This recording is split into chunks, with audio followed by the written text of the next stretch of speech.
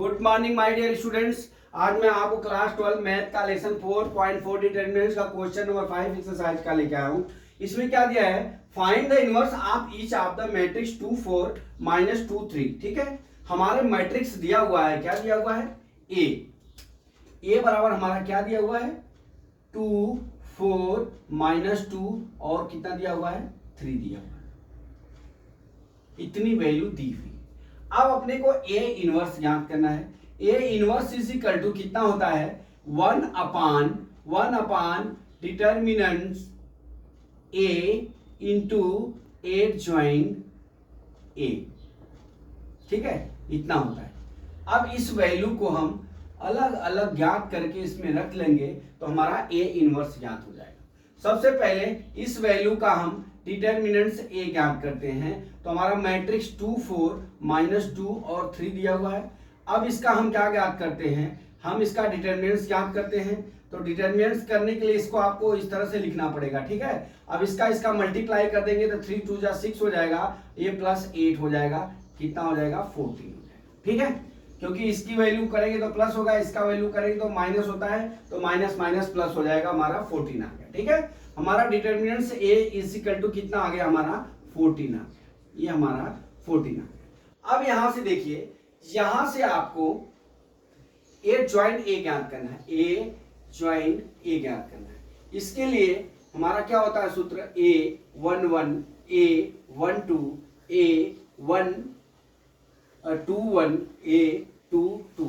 अब देख लीजिए, ये प्लस होता है, ये माइनस होता है, ये भी माइनस होता है, ये प्लस होता है। क्यों?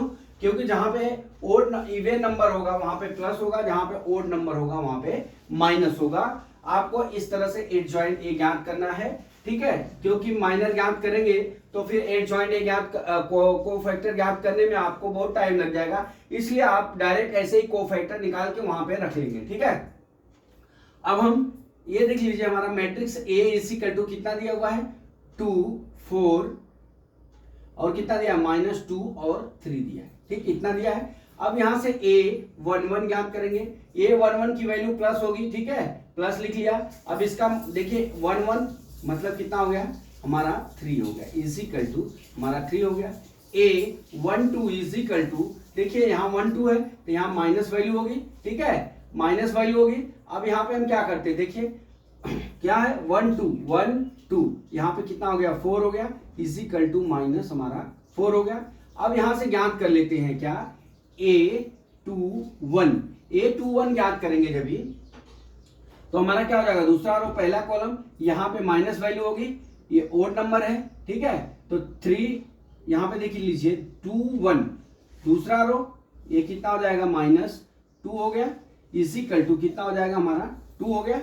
अब देख लीजिए a22 इज इक्वल टू कितना होगा, 2 2 की मतलब दूसरा रो दूसरा कॉलम मतलब कितना हो गया, प्लस यहाँ पे 2, ये इज इक्वल टू कितना हो गया, हमारा 2। ठीक, अब हम क्या करते हैं, यहाँ से 8 joint A is equal to हमारा कितना हो जाएगा, 8 joint A is equal to कितना हो गया, 3 माइनस 4 और 2 हो गया।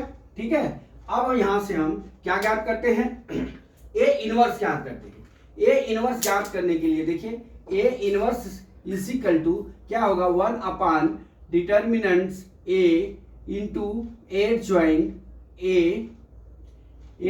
ए बराबर इज इक्वल टू, अब देख लीजिए 1 अपान डिटर्मिनेंट से कितना है, 14 into adjoint A 3 minus 4 2 ये हो गया।